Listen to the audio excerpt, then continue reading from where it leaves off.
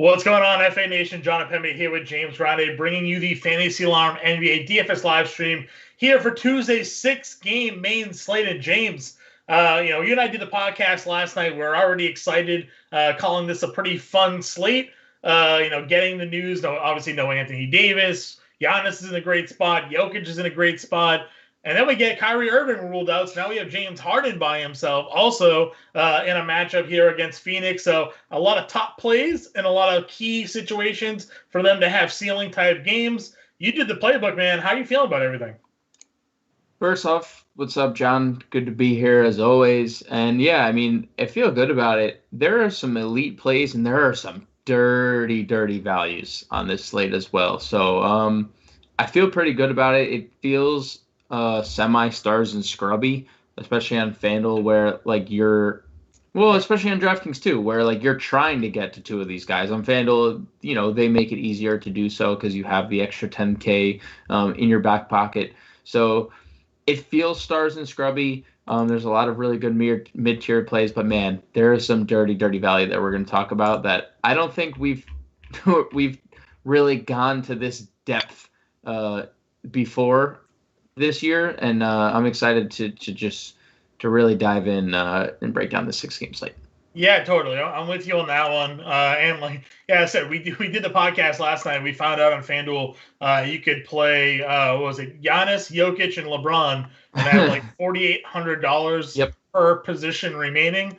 And that we knew there was definitely going to be value that ended up opening up, and sure enough, that ends up coming through. But like I said, you did the playbook, so let's go ahead and take a look at it here. Point guard spot. Listen, we got Dame Lillard, really great spot here against the Thunder. We've been playing teams really well, even well without their primary players. They're getting Theo Maledon back tonight. We have Chris Paul, really, again, great spot against Brooklyn, who's on a back-to-back. We know guards especially have success there. Where are you looking at the top end of your point guard position here tonight? There's no real spend-ups. Like FanDuel, you have Lillard. DraftKings, you have Harden. Because Harden's a point guard only now on DraftKings. Right. So, you're going to play Harden on DraftKings at point guard, knowing that Kyrie and Kevin Durant are out. You're going to play Lillard if you want to spend up on FanDuel. Look at that ownership on FanDuel. If that just speaks to people's desire to spend up at point guard, I don't know what does. If that doesn't speak to it, I don't know what does. Almost 50% projected ownership on Lillard. And as much as we like him, I think there are some really elite plays in the mid-tier. And John, you just talked about the fact that you could get Jokic, Giannis, LeBron. Let's repeat that. Jokic, Giannis, LeBron, and still kind of have a comfortable build based on value across the board. So I as much as I like Lillard and I like the spot and I like how well he's played, and obviously you don't want to just ignore the 33% usage and 1.4 fantasy points per minute without McCollum and Nurkic on the floor this year. I think there are just elite plays in the mid-tier as a Chris Paul who gets Brooklyn without everybody, like a Kyle Lowry in what I think is the best matchup on the board.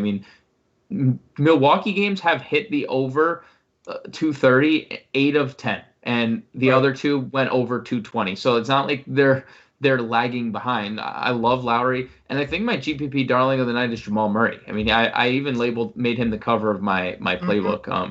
I love Murray against your Celtics, John. I'm sorry. I think it's gonna be a tough night for Boston. And you know what's funny? I'm not gonna argue with you on that one. It's a 222 total, and that's the lowest we have on the board. And I don't think a lot of people go to Murray, but 6,500 on FanDuel seems criminally low for a guy that's playing without Will Barton, Paul Millsap, Gary Harris, PJ Dozier, and there's no Marcus Smart to defend him on the other side of the floor. I think tonight's a ceiling game out of Jamal Murray, and I don't like saying that about Jamal Murray because we've seen how low the floor can be. But this feels like we're going to get a bubble type Jamal Murray on Tuesday's slate. I'm a little hurt that you left Lonzo Ball out of your playbook for today. He's one of my favorites. He's really, he's right there in that mid-tier range, under $7,000. Playing consistent minutes. I understand the last game for him, could have been better against the Pistons, but you look at the production prior to that, a handful of 40-point fantasy point outings, over 30 and like 4 of the last 6. Where are what's your take on Lonzo? Was it just that you either are spending up a little bit or you're just going value? Mid-tier for Lonzo for me, I feel like, is a pretty safe option, especially for cash. I mean, it is a good play. It's not, we aren't trying to put 65 guys in the playbook on a nightly basis. And on a 6-game slate, I chose someone like Jamal Murray, who I am differentiating with in tournaments because I think a lot of people are obviously going to, I mean, we see it. Chris Paul and Damian Lillard are soaking up a lot of usage. Jamal Murray is not. And he's cheaper than Lonzo. And I think the matchup is great for Lonzo. I mean, Memphis is 24th against the point guard position, or 26th. 25th. I was there. 25th. Numbers are hard. It's okay. Numbers are hard, and but Lonzo's price is really enticing, especially on FanDuel. I don't like him. 67, I guess, on DraftKings is good too. He gets double points. Yeah, I'm fine. I'm fine with it. It's just I'm differentiating with Lonzo, and I don't think a lot of people go to Lowry. And again, I think Toronto-Milwaukee is the clear-cut number 1 game on the board. So I like Lonzo, but my 2 mid-tier plays, and I guess if you want to throw Chris Paul into that mix too, are I like more than Lonzo. But I do think that he's viable. Maybe he's a late addition to the playbook. We still have an hour and a half to roster lock. Yep. I see a very interesting dart throw here to finish off the point guard position, and that is Campazzo of the Nuggets. You obviously have Jamal Murray in there. You're expecting a big game out of him. Do you think that they can both have big games, or just more of like a game theory play if you think maybe Denver blows them out?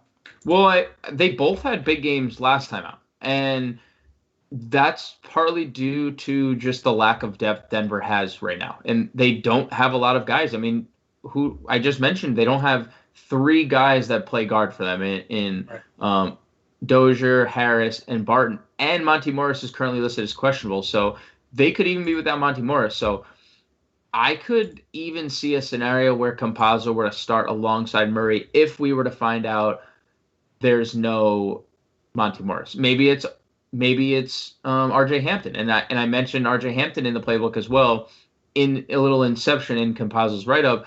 That I think both of them are in play. Campazzo played 25 minutes and Hampton played 20. So I love Murray, who went for 40 fantasy points, but Campazzo went for 27 himself in the same game. So it's an intriguing spot. It's really free. And I think if we get news, which we should, John, because this is the 7:00 game, so we should know well ahead of time what is the status of Monty Morris.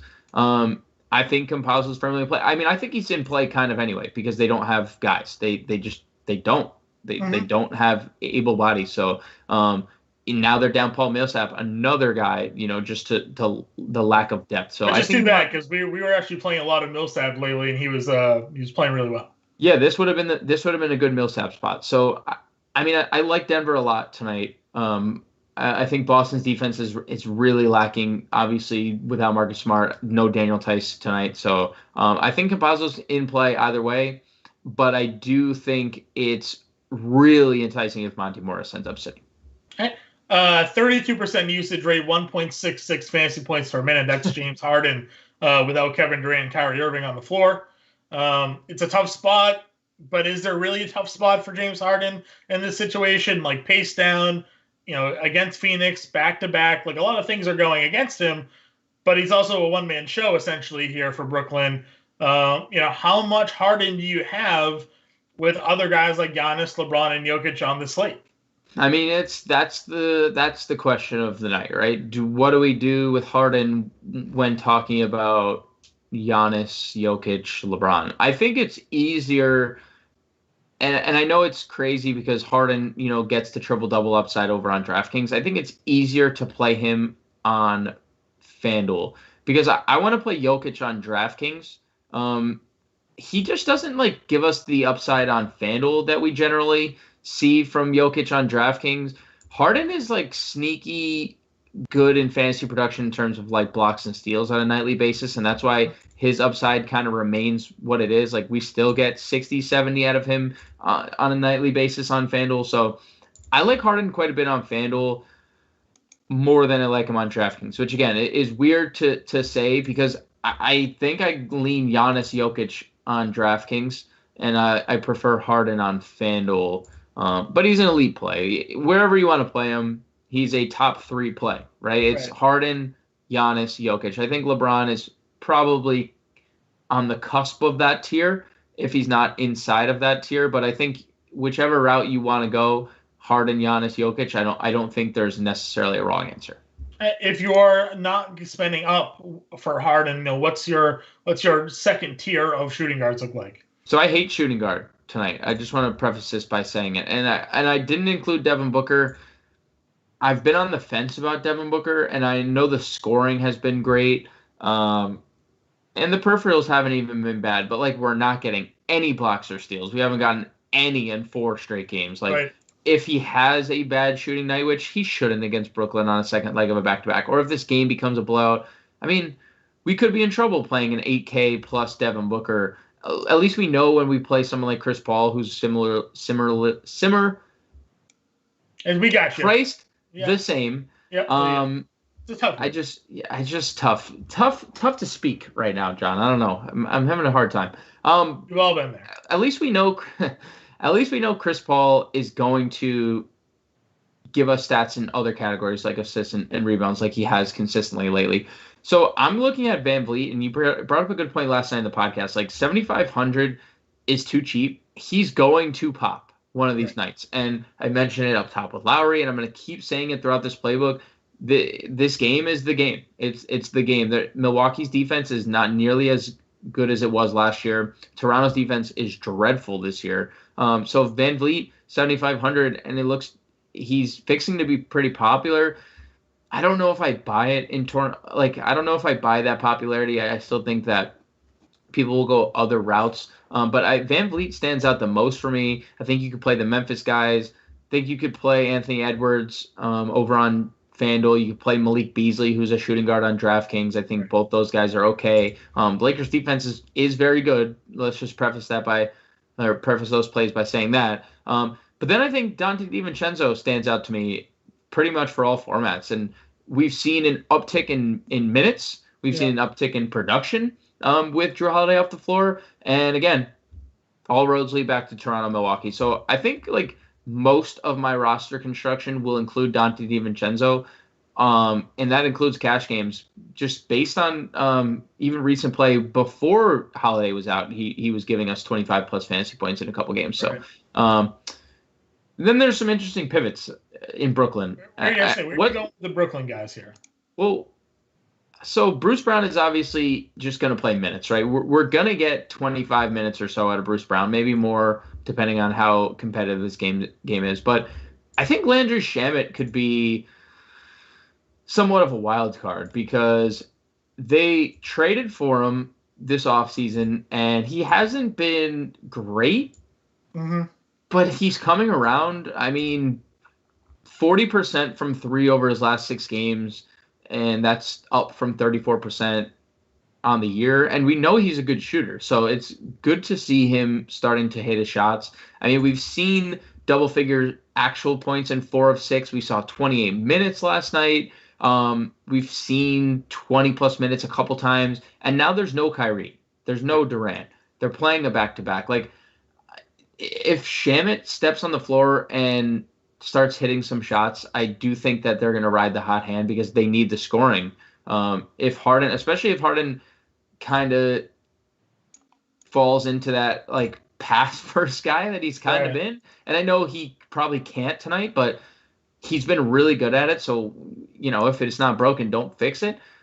Maybe Shamet could be a GPP darling and win someone a tournament if he gets 30 minutes, but I do think he probably has a little more upside than Brown because he can score better than Brown. But Bruce Brown can do more peripherally, so I think Brown is a little safer. Shamet's the GPP dart that could give you 20 or more actual points.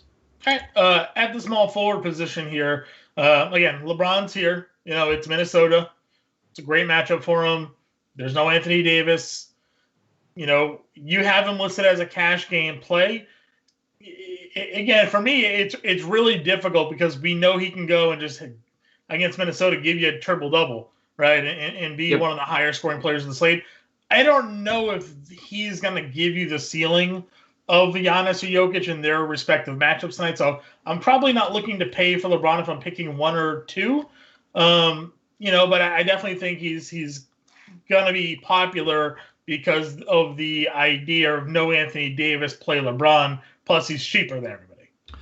Yeah, and I think that's probably the key, right? He's cheaper than everyone, and the matchup is as good as it gets. It's a huge pace-up spot, so the Lakers are going to obviously maximize their offensive possessions. And like you said, there's no Anthony Davis. So, do I prefer LeBron to Giannis? No. Do I prefer LeBron over Jokic? No. Do I want to play LeBron if I have the money to get to James Harden? No. But, can LeBron go for 60? Sure. So, we can't just write him off. He's definitely in the top 5 best spend-ups of the slate. But, if you can only spend up on one, or if you have the opportunity to get a Jokic Giannis or a Harden Giannis or a Harden Jokic, I prefer one of those combinations than, one of them plus LeBron. Right. Yep, I'm with you. I'm with you on that a lot here. Your mid-tier, I think, is quite interesting. Obviously, you keep on going back to the Middleton play here, going up against Toronto. Middleton has burned some people in recent matchups, but I think it's a really good spot for him to return. And then you have Jalen Brown, where he has been incredible in terms of scoring the basketball lately. The rebounds have sort of been there at times. The assists, we talked about the podcast.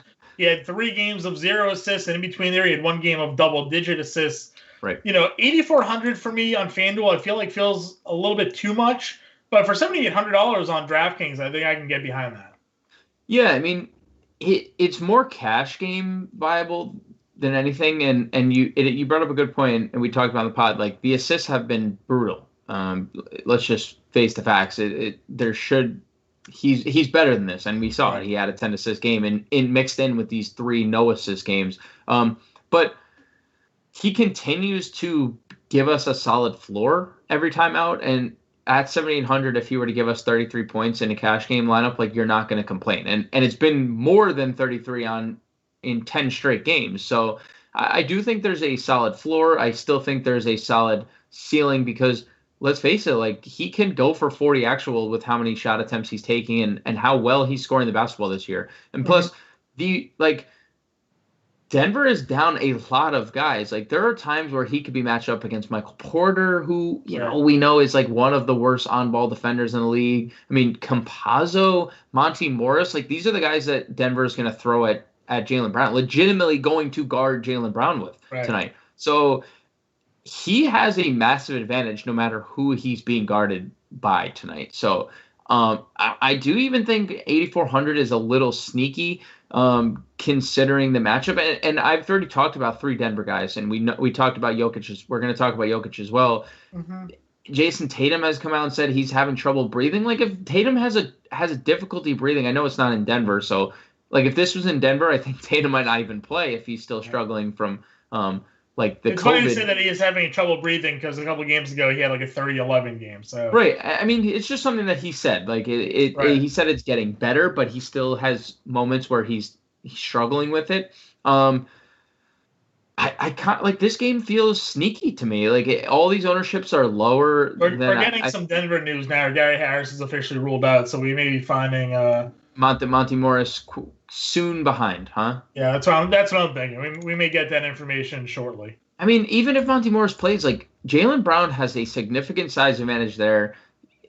That's not a position that Monty Morris is usually going to play, the 2, So, and then Michael Porter Jr. is starting at the 3. This matchup lines up for Jalen Brown. I think a lot of people too, in this mid tier, if you're playing FanDuel. So I have Siakam listed as a power forward.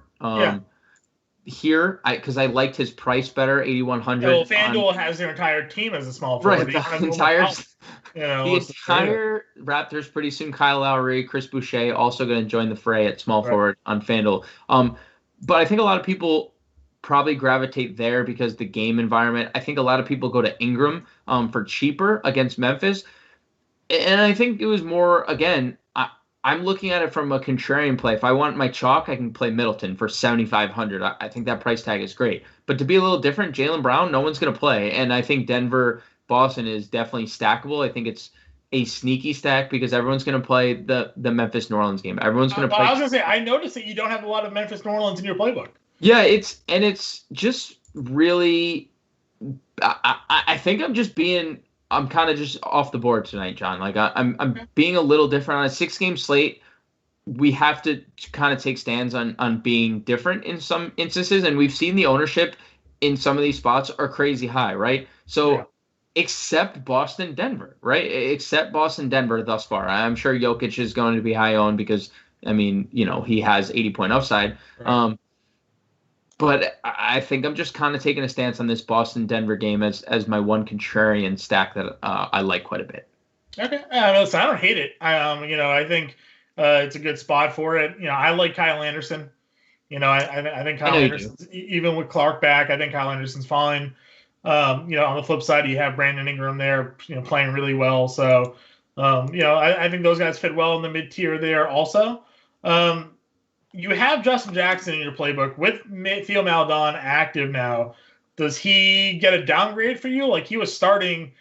Do you think they start him over Jackson or him over Williams Maledon?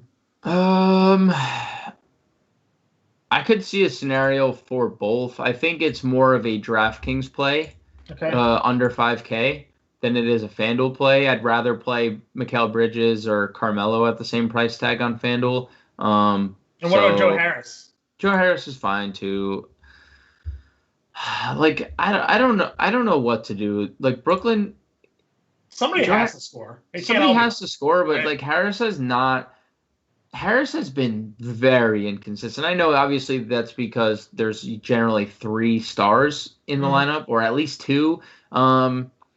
You can go to Harris if you want. I prefer Bridges for $100 more. To be quite honest, I think that we've seen a higher ceiling from Bridges. It's a roller coaster ride. Don't get me wrong. It's hard to figure out. And then Carmelo, I think like you could play Carmelo knowing that like there's nobody in the Portland front court at all. I know he's power forward eligible. He's power forward eligible across the board, so that sucks that I listed as small forward. I think that's a type into the system, and he's just listed as a small forward, and I didn't adjust. But either way, I like Carmelo Anthony, whether he's power forward. I like Carmelo. We were talking about him earlier today. I'm with you on that one. Power forward again, Giannis, elite spot. I don't think we need to talk too much about it. No Drew Holiday, over 1.7 fantasy points per minute. Smash spot for him against Toronto. There's a reason why we have him listed as the highest owned player pretty much on the board today for our ownership projections. Lock and load for me right away when we saw that matchup. I think deciding where to go after him is really the interesting thing because chalk, I think, sort of consensus is you see Anthony Davis out, so you just look at Kyle Kuzma and think Kyle Kuzma is where you want to go here. $5,800 on FanDuel, I think you absolutely have to play. $7K on DraftKings, though. Do you think that price up makes Kuzma fadeable? Yes. I definitely think he's fadeable at 5'8", too, because I think honestly the big correlation tonight at power forward is spend up on Giannis, spend down on JaMychal Green. I think that's going to be the primary pairing, especially on FanDuel. And on DraftKings, too, because you could play Giannis at center or forward and JaMychal Green at both positions as well. Kuzma is definitely more in play on FanDuel at 58, but I mean like 7K. So he's hit that twice in the last 5 games, but he's done it with Anthony Davis in the lineup. So I definitely think it's viable considering it's Minnesota as well. 0.99 fantasy points per minute without Davis on the floor this year. So if he gets, 30 minutes, we're looking at essentially 30 fantasy points. So, not 5x, but a solid floor nonetheless. I don't think you have to go there. I don't think it's a terrible play. Like 5,800 stands out way more than 7K. Yep. I agree with you on that one, especially when you're looking, over on FanDuel, like we saw, DraftKings, like we said, he's 7K. Siakam is 81, a little bit more. Yep. Zion's 82. Like, you can find $1,000 on today's slate and play those two guys. I'd rather Zion over Siakam personally, but I think both are in good spots. I think it's very close, and we talked about it last night. We're not just like limiting Zion to cash anymore. Like we've seen, there's been a little wiggle room in terms of tournament upside the last couple games. So this seems like a spot for him too. I mean, he's already done it against them. He put up 45 fantasy points against Memphis last time out. So I probably agree. I think they're both probably the second and third best play at power forward after Giannis. Jeff Green, in terms of usage with Irving and Durant off the floor, is the guy that's second to Harden. Set 20%. It's 0.86 fantasy points per minute. Nobody else is over 1 fantasy point per minute other than James Harden when those two guys are off the floor. We saw Green start yesterday. He still only played like 24, 25 minutes. Do we think now with Irving off the floor, he's sort of forced into a larger role? Do you think it not really because he's a forward, not a guard? Like, I see, again, higher ownership on Jeff Green tonight. Do you like this spot for him? Do you trust that he's a guy that you kind of have to put in there? I mean, I like the other Jay Green. I like JaMychal better than I like Jeff Green. So in most situations, I'm going to be finding $300 to go to JaMychal. I don't hate the Jeff Green play. I'm just like, I have no feel for Brooklyn considering they played last night. They now have 2 of their stars out, like going up against a really good Phoenix defense. Like what is this team going to look like tonight? And we've seen them look very bad at times. The spread is up to 7.5 in favor of Phoenix at home, which isn't crazy, but it opened at 3. So I don't know.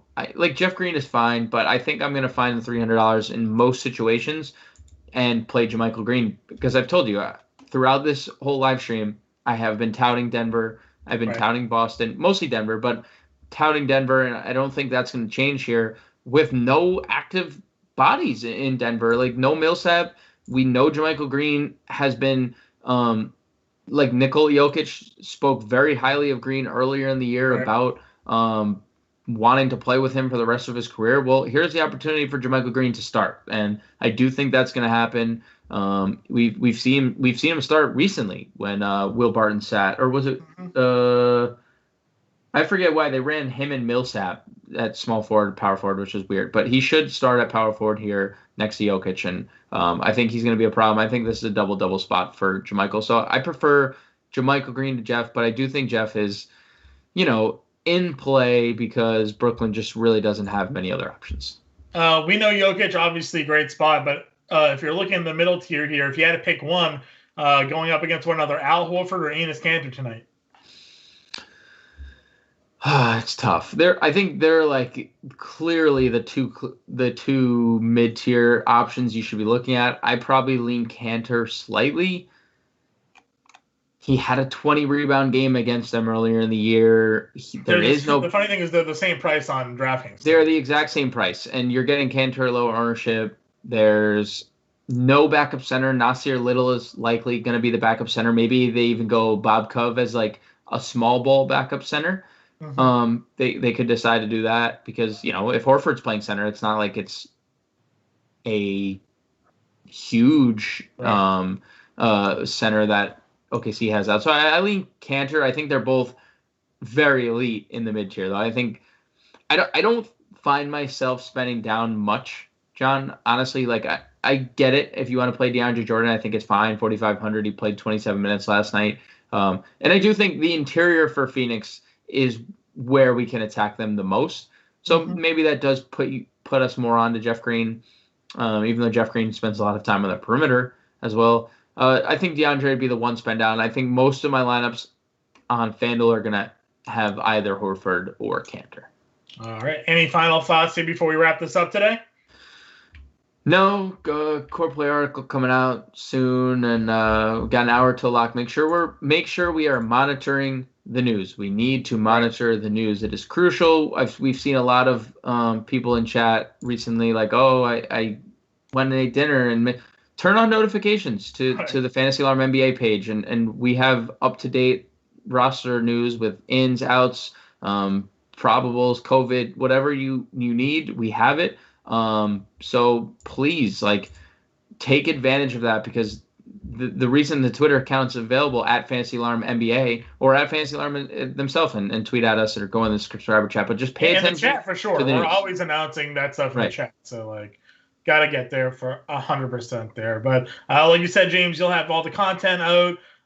Starting 5 video also out right after this as well. Any updates, we'll be sure to have you guys. But for now, good luck, and we will catch you guys next time.